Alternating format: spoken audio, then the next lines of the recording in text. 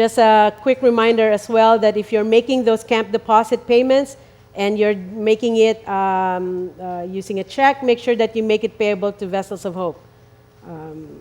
Not to the camp place, not to Pastor Jay, but make it payable to, not to Rainiel, but make it payable to Vessels of Hope.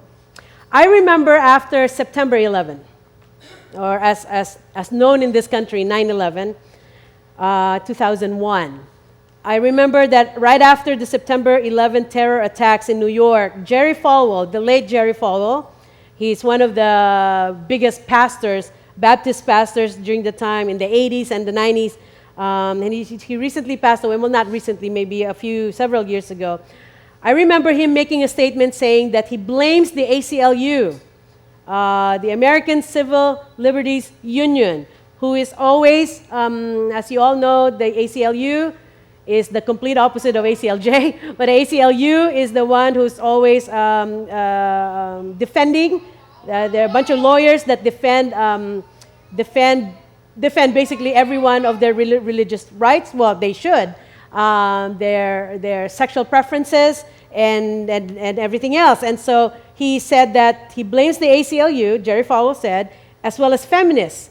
And he also blames the gays and the lesbians for lifting God's veil of protection, because this is what happened in September 11. God's veil of protection was lifted up because of these people, according to Jerry Falwell, a very, very a huge personality in the Christian world.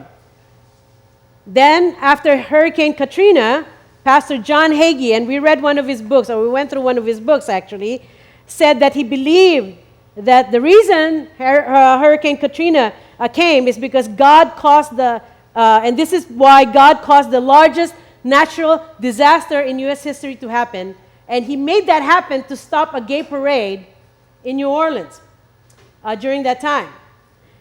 And you all probably still remember the earthquake that happened in Haiti. And so I remember bodies were still being recovered from the Haiti earthquake when Pat Robertson, another huge name in the Christian world, said this: it is because the country made a pact, he said the Haitians, or the country of Haiti, made a pact to the devil. And then another one, and when the nation was trying to heal from the tragedy in Aurora, Colorado, when this guy came in to one of the theaters, right, that was showing Batman, and he started shooting. Jerry Newcomb, the spokesman of Truth in Action, an evangelical group, once again a huge Christian group here in the United States, informed the mourners that some of their loved ones are going to hell when he was doing the memorial service for the victims of that crime. I was reading all this from a CNN article many years ago entitled "When Christians Are at Their Worst," or I'm sorry, let me say that again, "When Christians Are Their Worst Enemies." That's the title of the CNN article. These gentlemen, according to the writer of this, to the author of this article, these gentlemen, these pastors and Christian leaders have made statements that essentially say, I know the reason behind the tragedy. And because I know the reason behind the tragedy, and this only happens to you people who are not Christians, it only happens to you people who are weak Christians, and as a Christian and as a leader, this is what they're saying, to top it all, I am privy, meaning I am the only one who will know a few things about the hand of God. And I was reading that article, and that was what the author was saying, and I had to say, not to the author, over and over, I kept telling myself that if I could have those gentlemen in front of me, I would say, sorry, you're not privy to the hand of God. You're not the one that God said, this is all that's going to happen, I'm going to make it known to you.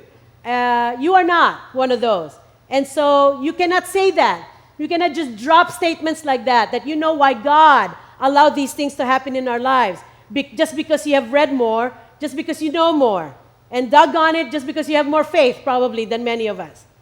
Although the point of the article is to show that Christians, they themselves sow seeds of hate instead of compassion, I saw something else so prevalent in the life of many Christians, not just those Christians who said something in the CNN article, but in the life of any Christian, and any of us can fall prey into this.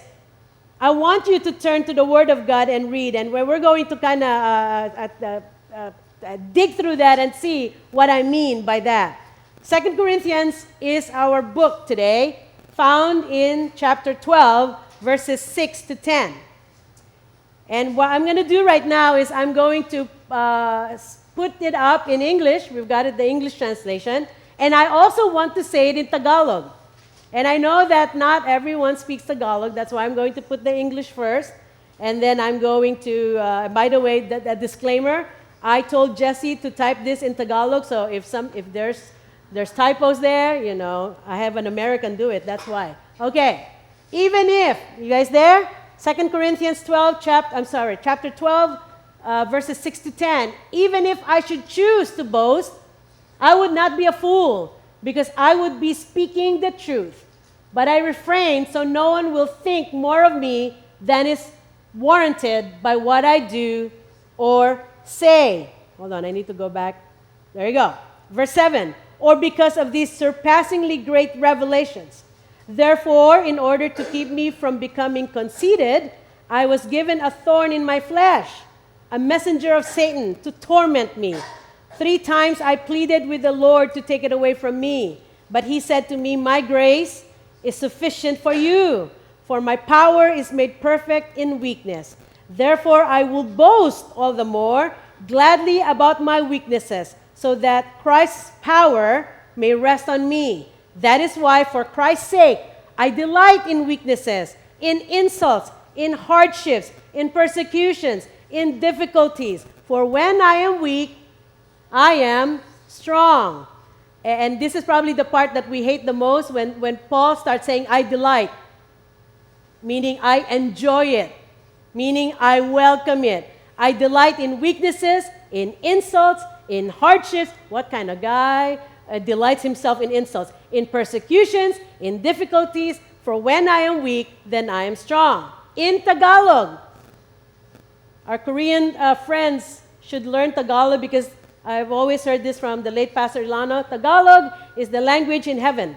So if you want to communicate in heaven, you better learn how to speak Tagalog. Kung naisin... Whoa, okay, Jesse, let's see.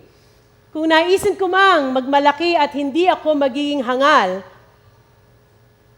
sapagkat ako'y magsasabi ng katotohanan. Ngunit iniiwasan ko ito upang walang sino mang mag-isip tungkol sa akin ng higit kaysa kanyang nakikita o naririnig sa akin. At upang hindi ako magmayabang dahil sa mga kahanga-hangang bagay na ipinahayag sa akin, binigyan ako ng isang tinik sa laman na nagsilbing sugo ni Satanas upang ako'y pahirapan. Ito nga'y upang hindi ako magmayabang. 3 ulit akong nakiusap sa Panginoon tungkol dito na sana'y iwan na ako nito. Ngunit sinabi niya sa akin, ang aking biyaya ay sapat na sa iyo, sapagkat ang kapangyarihan ko ay lubos na naghahayag sa kahinaan. Dahil dito, masaya akong lalong ipagmamalakis ang mga kahinaan ko upang manatili sa akin ang kapangyarihan ni Kristo.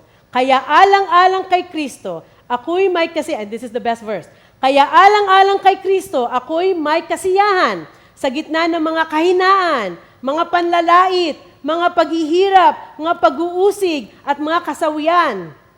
Pakasaklap naman ito. Sapagkat kung kailan ako mahina, noon naman ako malakas. Any typos? No? Perfect. Yay, Jesse. Woo. You get an A in keyboarding. In foreign language. In the beginning of this chapter, Paul is giving reasons behind boasting. He's telling us the reasons why he can boast. And what is he boasting about? He said, are the things that I can boast about? Well, I can boast about the revelations, the inside knowledge, the ability to decipher, because that's what Paul had. You know, so when Paul says that, and then I switch to 21st century, and I look at these men that I talked about a while ago, and I say to myself, this is what they're doing. They are boasting. It may not be hatred, as the CNN article writer puts it, but to me, this man, these pastors, it reeks of boasting. And to a non-Christian, yes, it can be easily mistaken as hatred. To a non-Christian, you can look at what these pastors are saying, and when they say that, you can say, oh, these men are just full of hatred. They just don't like, non-Christians. But you can easily mistake that for that.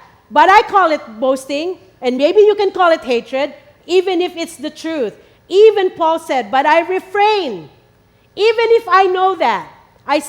Paul said, I refrain, so no one will think more of me than is warranted by what I do or say. It doesn't take a Jerry Falwell or a John Hagee to display such acts of boasting and arrogance. Because that doesn't only happen to these men. It happens to us. We boast too. I've heard myself boast. Sure, I've caught myself say this or that. And sometimes I say it just to show that I know something. And some of you, maybe I'm the only one who does that. But I'm assuming that many of us do that all the time. Maybe you have caught yourself say a few things against people of other religion. Or you start grouping people. You say, me? I don't do that. Only the Catholics do that. You try to put yourself in a better position, and everyone else is wrong, and everyone else is bad. I know better than everyone else. I remember I had a student many years ago who is a Christian, and every time he comes to my class in computer applications, I see Christian books. I hear Christian songs he plays, and I hear church in his vocabulary. When Chris said something a while ago, I was joking with her and said, I can tell you go to APU. You go to a Christian school. Because whenever we go to a Christian school, we go to seminary, we go to things like that, we tend to kind of get the vocabulary, we get the lingo with us. And so this guy, whenever he talks, he has church in his vocabulary. But every week, he comes to me and tells me which student is slow, which student needs to stop talking, which student I need to give bad grades to, which student is not going to make it because they don't know anything, which student does not have the skills, which student is just faking it, which student is lying, which student is really dumb. And his friend, who always sits with him, is also obviously another student, and his friend would come up to me and say, Miss J, and they call me Miss J. They call me Miss J in the public school, but inside the prison, no one knows my first name. They only know my last name. In fact, that's even not good, because if they figure out that my initial is J, and there's also an officer at the other prison whose initial is J, and they don't like that officer whose initial is J, Ilano in the other, they might do something to me. So I don't know. Anyway, so here he said, Miss J, Johnny, that's the Christian guy, Johnny says he's a Christian. But my goodness, he's so judgmental. Then Johnny would defend his actions. And Johnny would say, I'm just telling the truth as I see it. You just tell the truth as you see it, Christian.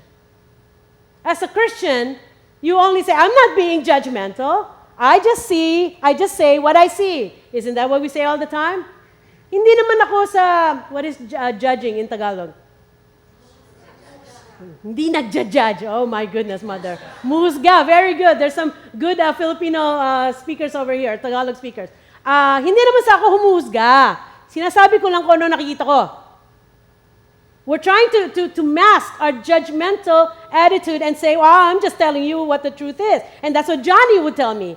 Miss J, I'm just telling you the truth. I'm not being judgmental. I'm not saying that this and that, although that is what he's saying. I'm just telling you the truth as I see it.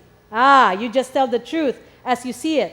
Judgment, I used to call it according to Johnny, really is boasting of what you've decided is the standard. Paul said, I too have the tendency to boast, he said in these verses. That is why the Lord made sure that I don't boast anymore by doing what? He gave me something. And in verse 7, the second part of verse 7, if you go back to verse 7, it says, therefore, in order to keep me from becoming what? Conceited, or in Tagalog what? Mayabang, I was given a thorn in my flesh, a messenger of Satan to torment me. Some of you love that verse. I like that verse because it's like, what is your, everyone starts talking about what is the thorn in the flesh. A thorn in my flesh, what could that be? Everyone will start talking about that. We can literally sit here for hours debating what it could be. Some say that Paul had a handicap. Some say he had a weakness in a temptation that he doesn't want to say, but he's talking about a temptation because that's his weakness. Others say that the thorn on his side is actually a wife, but some of the men say that. They think that that's the, why is Lovely laughing? That the thorn in Caesar's side, I'm sorry, in Paul's side is his wife. There must be a reason God did not define what the thorn is. The Lord knows we will fixate ourselves or we will focus ourselves on that. When that is not important, and certainly that's not the priority of this verse. What is important is for us to understand what the thorn's purpose is. Not what it is, but what the thorn's purpose is. So what is the thorn in your flesh? If you read this verse, how do you apply this to your own life? And yes, some of you may point to your spouse, not necessarily your wife. Maybe you'll point to your husband. And I would say, this is the thorn in my flesh. Yes, you can point to your spouse. It could be a person. It could also be a physical handicap. I have a thorn in my flesh. It's my left knee. That, by the way, it hasn't acted up lately, so it's great. Maybe it's a consequence of a wrong decision. It could be anything that hinders you from declaring yourself perfectly good. That's what a thorn is.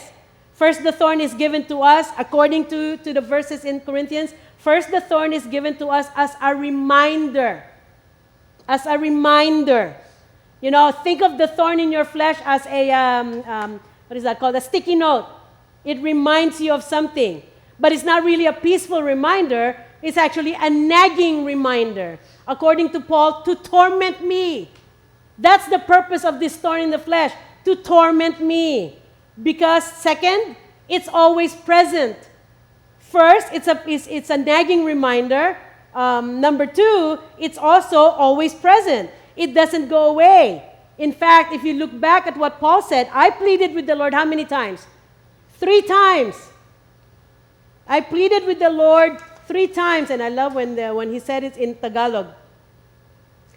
3 ulit akong nakiusap sa Panginoon tungkol dito na sana iwan na ako nito.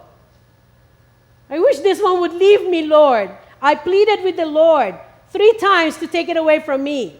And obviously the Lord did not. Lastly, it's not only to remind him or remind us, it's not only like a nagging reminder, to serve as a nagging reminder. It's always here, according to Paul. And last but not the least, it is meant as a promotional item. And you're like, what in the world are you talking about, Pastor Jay? What do you mean a promotional item? Look at the verse. Therefore, I will boast all the more gladly about my weakness. So what he's saying is this: I will talk about my thorn in the flesh all the more. In other words, Paul is saying, come ask me about it.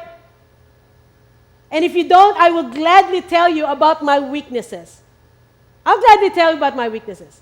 I don't know if there's anyone in this room who would come up to the front and say, here are my weaknesses. We usually don't want to say the weaknesses. Whenever we go to a job interview, and they always ask you, what are your strengths? Oh, we're so good in doing that. We tell them our skills, we'll tell them our strengths, we tell your future job, what you're good at, your experience, education, how many diplomas are on the wall. But when they ask you this question, what are your weaknesses? Are you so quick to say what your weaknesses are? No, we don't like telling people about our weaknesses. We don't go around saying, well, here's a flyer on what my weaknesses are.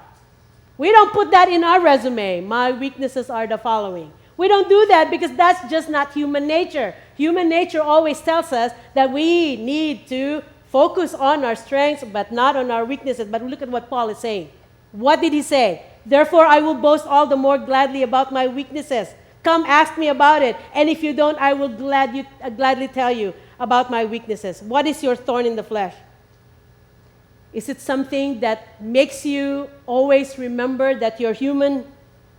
Is it a physical problem? Is it an emotional problem? It may be a personal weakness. It may be a fault. It may be a defect. It may be some sort of imperfection that we don't want to talk about. In fact, no one knows about it but you. No one knows about it but me. Maybe the thorn in our flesh is something that feels embarrassing, something that feels humbling to us. Maybe we have prayed about it 1,000 times, and maybe you have even asked people to lay hands on you and to pray that this imperfection would disappear. Some people think that being single is a weakness. I'm not telling you what I'm saying. I'm just saying. Some people think that imperfection is a weakness. I remember meeting my cousin who has become a pastor many, many years ago. And he said, "You're still single? Let me lay hands on you. Let me pray for you, Jay." Meaning, there's something wrong. There is a weakness in you. And so we need to lay hands on you. I need to call up some more people to do it, not just me. But we need to do this right away. And as if this is some sort of imperfection that is running through my life. Maybe your thorn in the flesh is a friend of yours. Sometimes a dear friend can be a real thorn in the flesh. It may be an enemy. Maybe not a friend, but an enemy. This person seems to live to make you look bad all the time. But it may be that your enemy is something that the Lord has given you. This thorn in the flesh is something that the Lord has raised up for you to keep us sharp, to keep us careful. Maybe it's a failure that has happened in your life. Maybe it's a financial failure. Maybe it's a failed marriage. Maybe it's a job loss, or when facing temptation, you fail all the time. When we face a certain temptation, we fail all the time, and the whole scenario haunts you daily. Maybe that's the thorn in your flesh. Perhaps someone has lied to you, and you keep remembering that. Someone lied to you and stabbed you in the back 30 years ago, and you still remember up to now. You cannot defend yourself then, and you wish you could defend yourself now, and you always remember that time that someone lied to you, and the Lord never vindicated you. But maybe God withholds vindication. And the reason He's withholding that is this is the thorn in our flesh. The message for us today is don't despise your thorn. What is despise in Tagalog? Hindi lang magalit. Kapuutan. Wow. Something like that. Don't despise your thorn, whatever it is. Don't resent it. It exists by God's sovereign pleasure. And you might go, what? God finds pleasure in that? It's His sovereign choice to give the thorn to Paul. And He will do the same to us. Because it is for our good. It exists by God's sovereign pleasure because it is for our good. It is the best thing that ever happened to you and me. No one enjoys weaknesses. No one enjoys thorns in the flesh. I don't enjoy the twice a year my problem I have with my knee. I don't think Paul enjoys his thorn in the flesh. But the Lord bridges that gap for us when He says, but that's okay. Because what is the message for us? Don't despise your thorn. It's okay if it's there because my grace is sufficient for you, for my power. And the only way that His power is going to be made perfect in us is through our weakness, is through our thorn in the flesh. And I want us to zero in, because we love this verse, my grace is sufficient for you, for my power is made perfect in your weakness. And then we go on and we go, it's okay, my God, the Lord's grace is sufficient for me. And I want all of us to zero in or to focus not on the word grace or on the word power or on the word perfect, but I actually want you to focus on the words, two words, is sufficient. The focus was not on the future. The Lord did not say, my grace will be sufficient for you. He did not say, look back 10 years ago, my grace was sufficient for you. My grace will be sufficient for you when you get to heaven. When you reach retiring age, He didn't say that. He said, my grace is, present tense, sufficient for you.